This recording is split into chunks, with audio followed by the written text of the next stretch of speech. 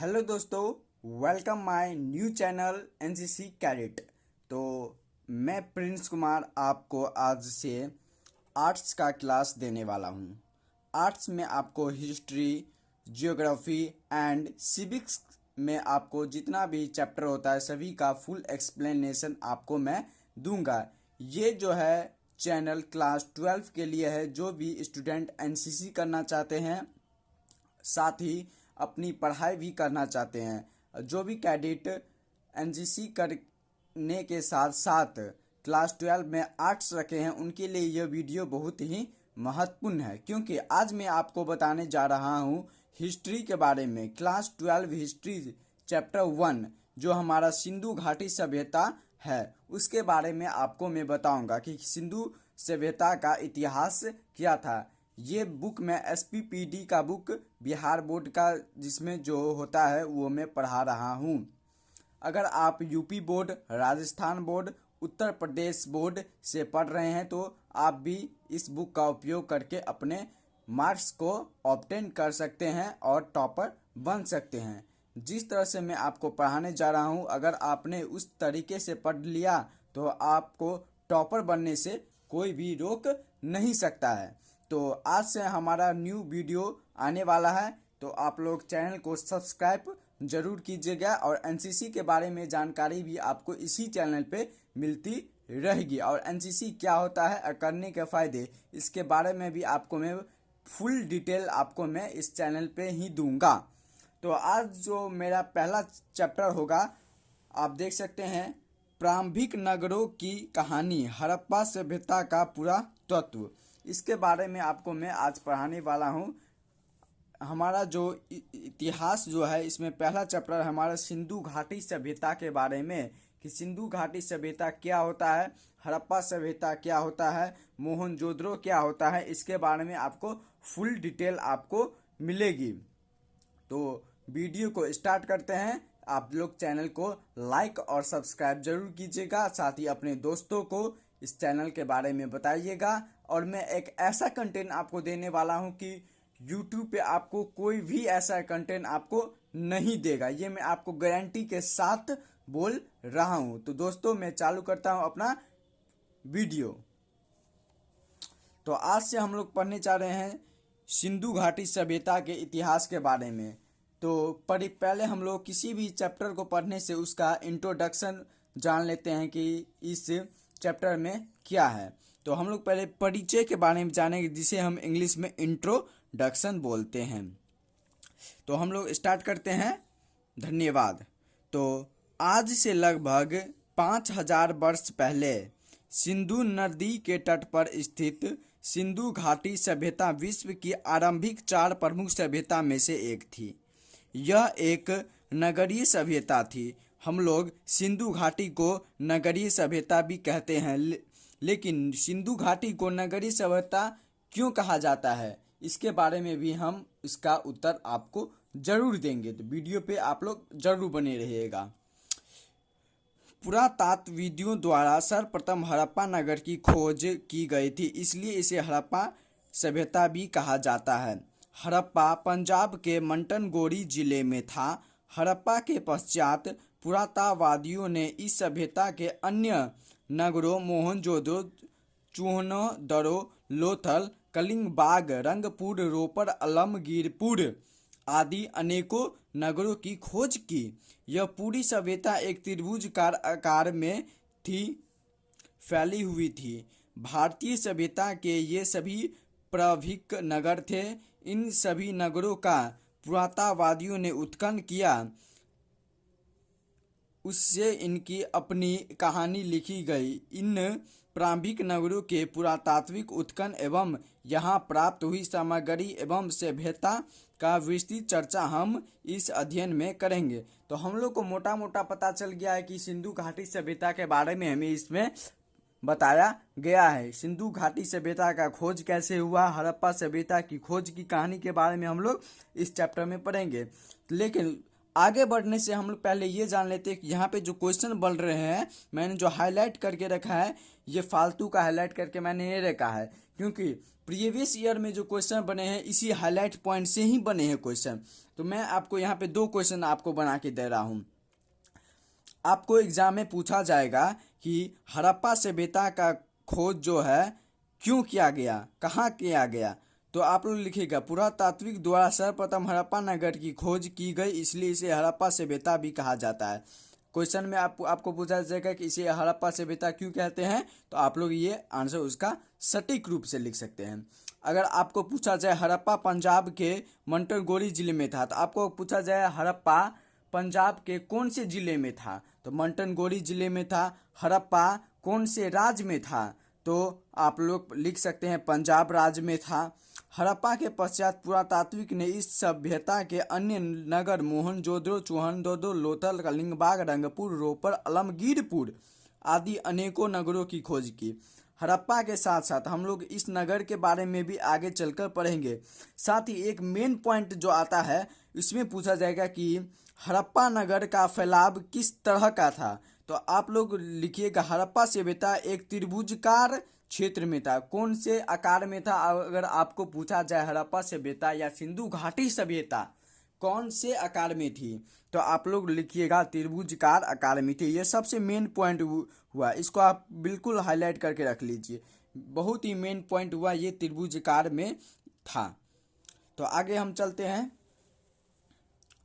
तो आप लोग हम यहाँ तक आप इंट्रोडक्शन के बारे में तो हम लोग पूरा पढ़ लिए, जो इंट्रोडक्शन है ये पूरा हम पढ़ लिए हैं। आगे हम चलते हैं पुरातत्व क्या है। पुरातत्व मतलब पुरातत्व क्या होता है, इसके बारे में हम लोग पहले पढ़ेंगे।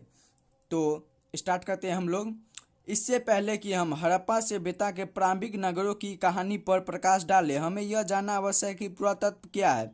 हम लोग इसमें कहा गया है कि हड़प्पा नगर की खोज के बारे में जानने से पहले हम जानते हैं कि पुरातत्व क्या है।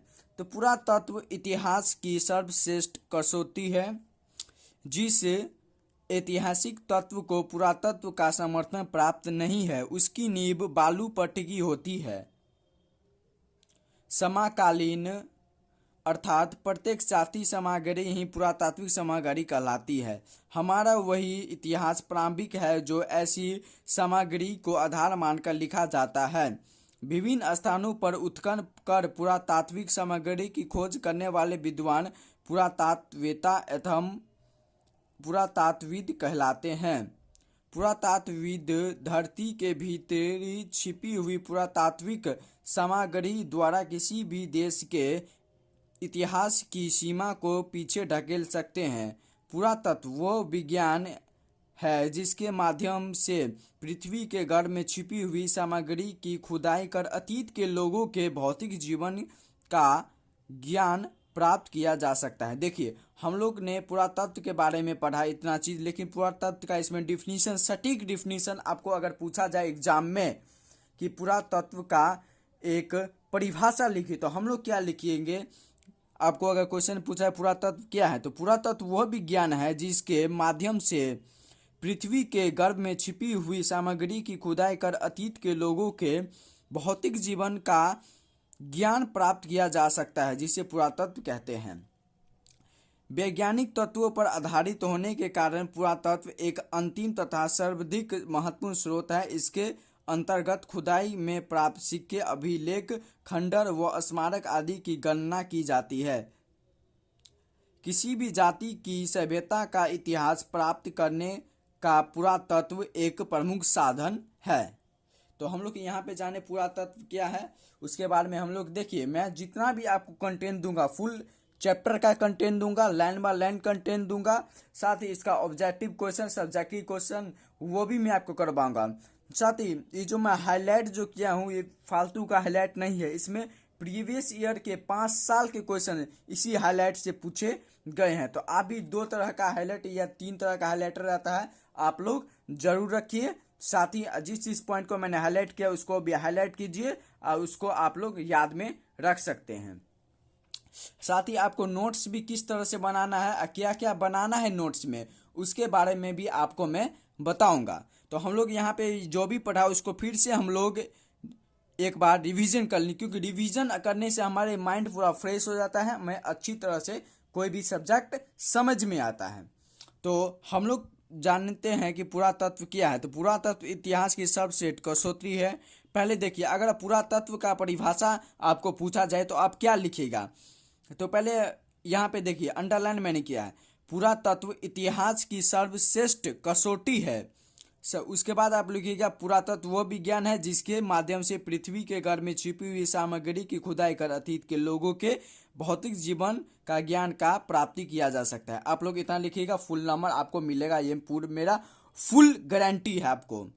साथ ही आपको यहाँ पे अगर पूछा जाए पुरातात्विक या पुराविद किसे कहते हैं, तो हम लोग यहाँ पे लिखेंगे, विभिन्न स्थानों पर उत्खनन कर पुरातात्विक सामग्री की खोज करने वाले विद्वान पुरातात्ववेत्ता अथवा पुरातात्विद कहलाते हैं। जो वैज्ञानिक होते हैं, जो पुराने सामानों को खोजते हैं, उसे ही पुरातात्ववादी या पुरातात्विद कहलाते हैं। साथ ही हम लोग ने यहाँ पे पुरातत्व किया है, इसके बारे में हम लोग ने पूरा जानकारी प्राप्त कर लिया। आपको किसी भी तरह का क्वेश्चन में आपको प्रॉब्लम नहीं होगा, और आने वाले प्रॉब्लम को मैं ही सॉल्व करने वाला हूँ। साथ ही आगे बढ़ते हुए हम चलते हैं अब पुरातात्विक उत्खनन के यहाँ।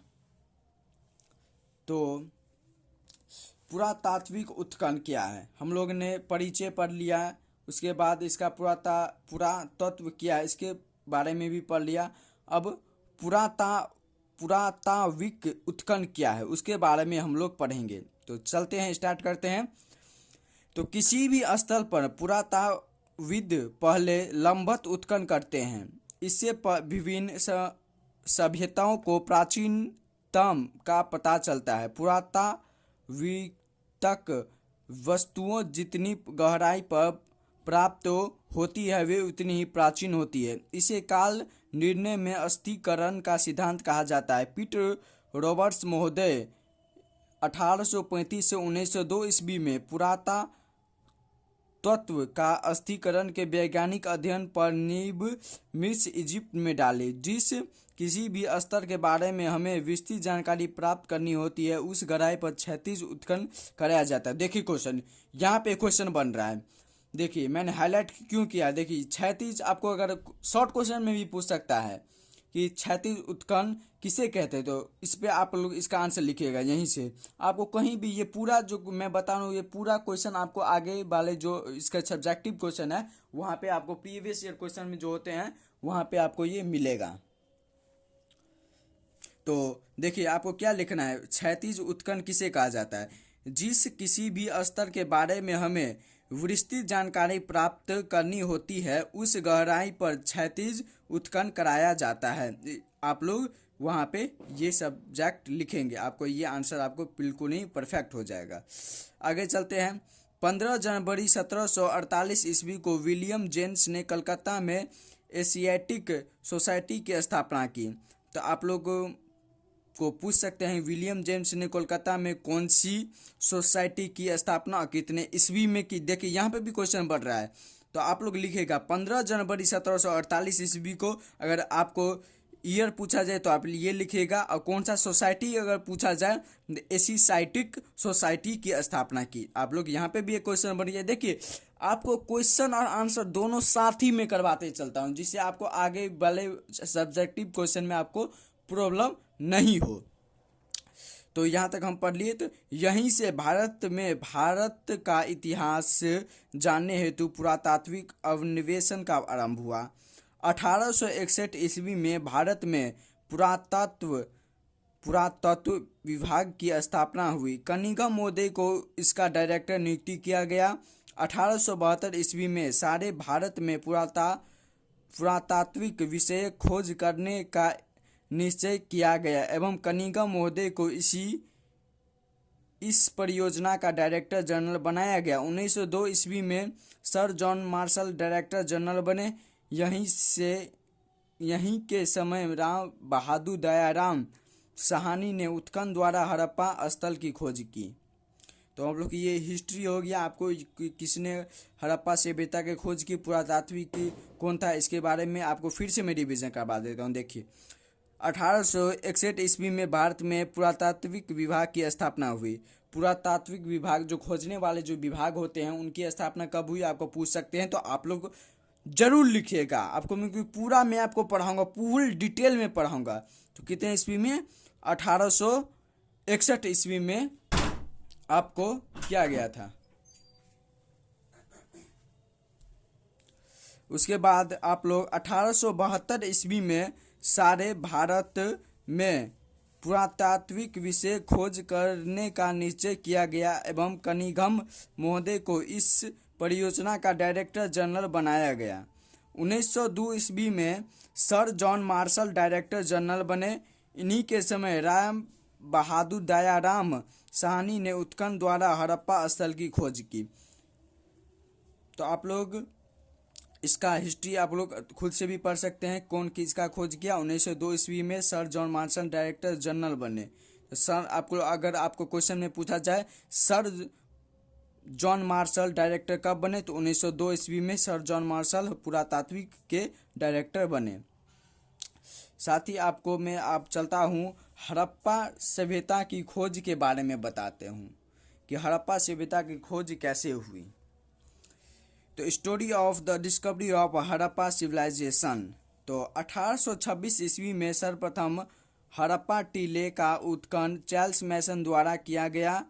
1856 ईस्वी में कराची से लाहौर तक रेल लाइन बिछाने के दौरान हुई खुदाई में जॉन ब्रिटेन एवं विलियम ब्रिटेन नामक अंग्रेजों को कुछ पुरातात्विक अवशेष प्राप्त हुए। 1873 ईस्वी में जनरल कनिंघम को भी कुछ हड़प्पाई पुरा वस्तुएं प्राप्त हुई।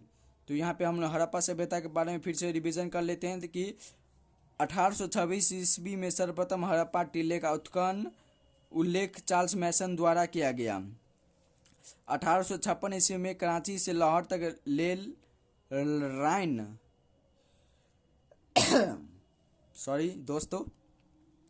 बिछाने के दौरान हुई खुदाई में जॉन ब्रिटेन एवं विलियम ब्रिटेन नामक अंग्रेजों को कुछ पुरातात्विक अवशेष प्राप्त हुए। 1873 में जनरल कनिंघम को भी कुछ हड़प्पाई व पुरा वस्तुएं प्राप्त हुई। ये हड़प्पा सभ्यता की खोज के बारे में था। तो आज का मेरा वीडियो समाप्त होता है, और आपको अच्छा लगे तो सब्सक्राइब और लाइक ज़रूर कीजिएगा और अपने दोस्तों में शेयर कीजिएगा। और साथ ही आपको मैं एनसीसी के बारे में कुछ आपको बताने जा रहा हूँ। देखिए, पहले आपको मैं बता रहा हूँ, ये बुक जो है आपका इतिहास है, भारतीय इतिहास की विषय वस्तु। अगर आप यूपी बोर्ड, राजस्थान बोर्ड या बिहार बोर्ड से आर्ट्स में पढ़ाई करना चाहते हैं, रुचि रखते हैं, तो आप लोग इस हमारे चैनल से आप लोग ज़रूर जुड़े रहिए, क्योंकि पूरा चैप्टर जो जितना भी आपको मैं दिखाने जा रहा हूँ पूरा फुल डिटेल आपको आज से मैं आपको लाने वाला हूँ इसी वीडियो पे। साथ ही अगर जो भी कैडेट जो भी स्टूडेंट है एनसीसी कर रहे हैं, तो उसके लिए मैंने एक बुक आपको अवेलेबल करवाया है। देखिए, इस बुक का भी फुल डिटेल जो जितना भी आप लोग देख रहे हैं, इसका फुल डिटेल एक्सप्लेनेशन आपको मेरे इसी चैनल पे आपको मिलेगा। अगर आप एनसीसी भी करना चाहते हैं अपने पढ़ाई के साथ, तो एनसीसी किस तरह करें, आप एनसीसी में क्या ज्वाइन करें, कैसे ज्वाइन करें, आपको एनसीसी ज्वाइन करते समय कितनी दौड़ होगी, कितनी हाइट होगी, और साथ ही कैसा रिटेन आपको देना पड़ेगा, सभी क्वेश्चन का जवाब इसी चैनल पे आने वाला है। तो इस वीडियो को ज़रूर से ज़रूर शेयर कीजिए, साथ ही इस चैनल को आप ज़रूर सब्सक्राइब कर लीजिएगा। साथ ही आपको मैं एनसीसी का जो प्रमाण पत्र ABC परीक्षा हेतु एनसीसी कैडेट के लिए एक उत्तम पुस्तक है, बहुत ही अच्छा पुस्तक है। इसमें ड्रिल, वेपन ट्रेनिंग, उसके बाद पर्यावरण के होने वाले लीडरशिप, जितना भी सब्जेक्ट होते हैं सभी के बारे में फुल डिटेल इसमें दिया गया है। तो अगर आप लोग एनसीसी भी करना चाहते हैं और आर्ट्स में अपना योगदान भी देना चाहते हैं, तो इस चैनल से ज़रूर जुड़िए और इस चैनल को ज़रूर सब्सक्राइब कीजिए। तो अब मिलते हैं हम अगले वीडियो में आपके हिस्ट्री के साथ। तो धन्यवाद।